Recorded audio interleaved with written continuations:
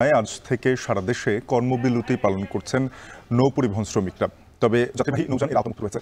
কর্মবিরতিতে সারা দেশে স্থবির হয়ে পড়েছে পণ্য পরিবহন কার্যক্রম। এ বিষয়ে বিস্তারিত জানাতে চট্টগ্রাম থেকে যোগ দিয়েছেন সহকর্মী হোসাইন জিয়াদ, চাঁদপুর থেকে আছেন তালহা জুবায়ের এবং সিরাজগঞ্জ থেকে যুক্ত রয়েছেন সহকর্মী রিফাত রহমান। শুরুতেই যাব চট্টগ্রামে। জিয়াদ, জানাবেন যে পণ্য পরিবহন তো সাশ্রয়ীভাবে করার জন্য নৌপথ ব্যবহার করে থাকেন বেশিরভাগ ক্ষেত্রে ব্যবসায়ীরা।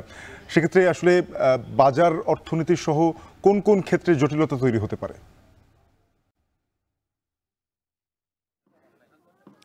শাফিন, মূলত একেবারে শিল্পের কাঁচামাল থেকে শুরু করে ভোগ্যপণ্য সব কিন্তু চট্টগ্রাম বন্দর হয়ে যে আমদানি পণ্যগুলো আসে, বিশেষ করে খোলা পণ্য, চাল, ডাল, চিনি, সিমেন্ট ক্লিংকার থেকে শুরু করে বিভিন্ন ভোগ্যপণ্যের যে কাঁচামাল, সেটি চট্টগ্রাম বন্দরের আসার পর ছোট ছোট যে লাইটার জাহাজগুলো আছে কিংবা তেলবাহী যে ওয়েল ট্যাঙ্কারগুলো আছে, সেগুলো হয়ে সারা দেশে যায়। একেবারে ঢাকার নারায়ণগঞ্জ থেকে শুরু করে একেবারে খুলনা পর্যন্ত পণ্য পরিবহন করে লাইটার জাহাজগুলো।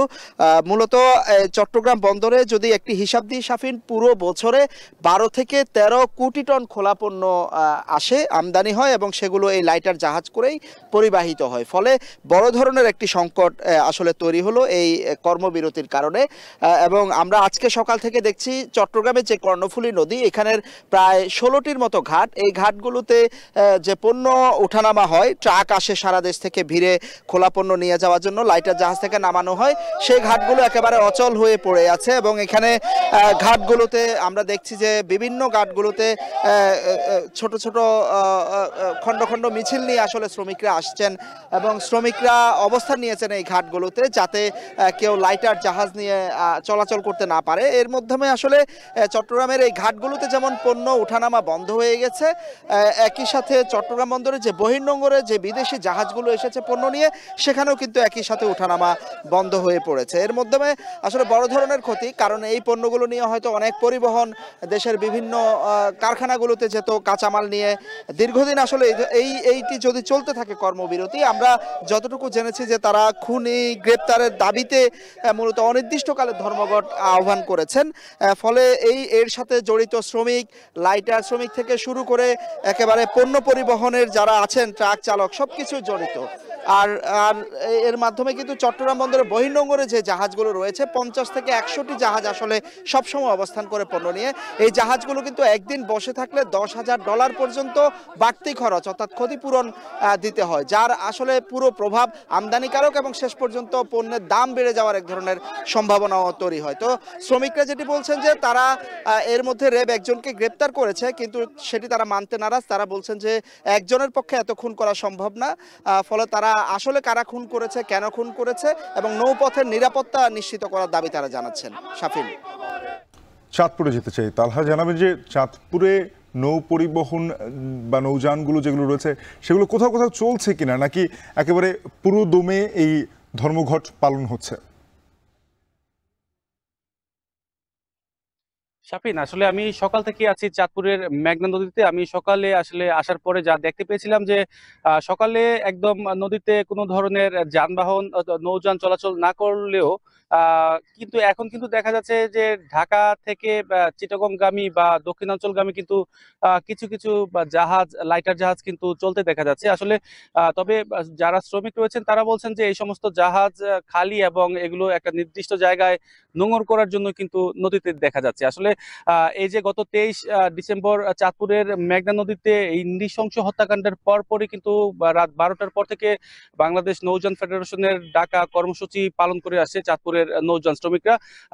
আসলে এই কারণে কিন্তু পণ্যবাহী কিংবা গ্যাস কিংবা তেলবাহী যেই লাইটার জাহাজ রয়েছে তা কিন্তু চলাচল বন্ধ রয়েছে। তো আসলে ব্যবসায়ীরা বলছেন যদি এই ধর্মঘট যদি অব্যাহত থাকে এবং যদি এটা যদি খুব অল্প সময়ের মধ্যে যদি ধর্মঘট যদি তুলে না নেয় শ্রমিকরা, তাহলে কিন্তু এক ধরনের একটা অস্থিতিশীল পরিবেশ কিন্তু বাজারে সৃষ্টি হবে। এর কারণে কিন্তু যেই ধরনের পণ্য রয়েছে, বিশেষ করে মুদি কিংবা সিমেন্ট, বালি থেকে শুরু করে তেল, গ্যাস যা আছে আসলে সেগুলো যদি যথাসময়ে যদি পরিবহন না করা যায় তাহলে কিন্তু সংকট দেখা দিবে। এবং আমি আসলে কথা বলেছিলাম ব্যবসায়ীদের সাথে, তারা বলছেন যে এই ধর্মঘট যদি দীর্ঘ সময় থাকে তাহলে কিন্তু এর প্রভাব কিন্তু ভোগ্য পণ্য থেকে শুরু করে বিভিন্ন ধরনের পণ্য কিন্তু দামেও কিন্তু প্রভাব পড়বে। তাছাড়া পাশাপাশি একটু শাপিন আপনাকে জানিয়ে রাখি, এই যে চাঁদপুরের লাইটার জাহাজ এমভি আল বাকেরার 8 জনকে নৃশংসভাবে কোপানো হয়েছে এবং এই ঘটনায় 7 জন কিন্তু মারা গিয়েছে। এই ঘটনার পরে কিন্তু বাগেরহাট থেকে র্যাবের অভিযানে একজনকে আটক করা হয়েছে, আকাশ মণ্ডল নামে, এবং তাকে কিন্তু সে স্বীকারোক্তি দিয়েছে র্যাবের কাছে যে সে নিজেই এই খুনের সাথে একাই জড়িত। তবে আসলে যারা শ্রমিক রয়েছেন তারা কিন্তু বিষয়টা মানতে চাচ্ছেন না, তারা মানতে নারাজ। তাদের দাবি হচ্ছে কি একজন মানুষ কোনোভাবেই কোনো ক্রমেই 7 জনকে এরকম নৃশংসভাবে কুপিয়ে হত্যা করতে পারে না। এবং তাদের দাবি হচ্ছে গিয়ে এই মৃত পরিবারগুলোকে 20 লক্ষ টাকা করে ক্ষতিপূরণ দেওয়ার পাশাপাশি প্রকৃত যারা এই ঘটনার সাথে জড়িত সকলকে আইনের আওতায় আনার কিন্তু তাদের দাবি রয়েছে। অন্যথায় তাদের এই ধর্মঘট অব্যাহত থাকবে বলে কিন্তু তারা বলছেন। তো শাপিন, এই ছিল আমার চাঁদপুর থেকে। সিরাজগঞ্জে যাব। রিফাত, জানাবেন যে তালহা যে দাবিগুলোর কথা বলছিলেন যেগুলো নৌ পরিবহন শ্রমিকরা জানিয়েছেন সেগুলোর সাথে সিরাজগঞ্জের এই নৌ শ্রমিকরা কি একমত কিনা?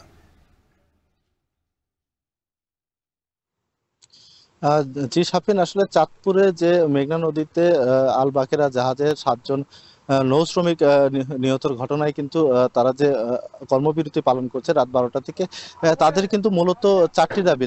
4টি দাবির মধ্যে তালহা যেটি বলছিল যে 7 জন যে হত্যা হয়েছে সেই হত্যাকারীদের গ্রেপ্তার এবং তাদের কঠোর শাস্তির পাশাপাশি তাদের যে নিহতর পরিবার রয়েছে তাদেরকে 20 লাখ টাকা করে ক্ষতিপূরণের কিন্তু দাবি করছে। পাশাপাশি তারা যেটি মূল দাবি আমাদেরকে জানিয়েছে যে আসলে এই যে নৌপথে কিন্তু যে লাইটারের জাহাজগুলো আসে পণ্যবাহী মাল নিয়ে, সেই লাইটারের জাহাজের যারা নাবিক রয়েছে, যারা শ্রমিক রয়েছে, তারা কিন্তু সবসময় নিরাপত্তাহীনতায় ভোগে।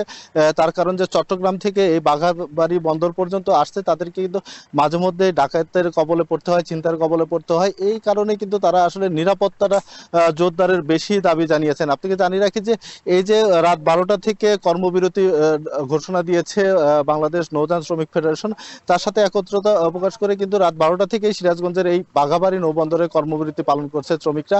এবং রাত 12টার পর থেকে কিন্তু শ্রমিকরা এই জাহাজ যেগুলো আছে নোঙ্গর করে তারা বন্দরের পাশে রেখে দিয়েছে। কোনো প্রকার জাহাজ চলাচল কিন্তু করছে না, পণ্যবাহী জাহাজ। তবে যে যাত্রীবাহী যেগুলো নৌযান রয়েছে সেগুলো কিন্তু চলাচল করছে।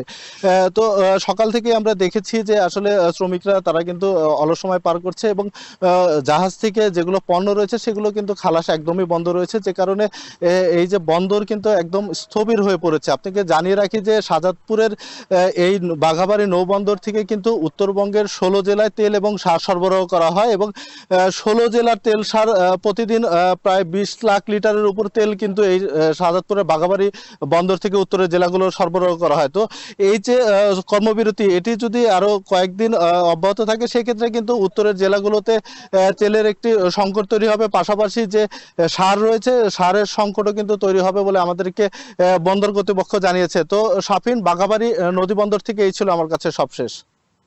সিরাজগঞ্জ থেকে সহকর্মী রিফাত রহমান যুক্ত হয়েছিলেন। এর আগে আমরা চাঁদপুর এবং চট্টগ্রামেও যুক্ত হয়েছিলাম। আমরা দেখছিলাম যে সারা দেশেই নৌপথে শ্রমিকদের কর্মবিরতির কারণে মোটামুটি স্থবির হয়ে পড়েছে নৌপথে পণ্য পরিবহন, যার একটি প্রভাব পড়ার শঙ্কা তৈরি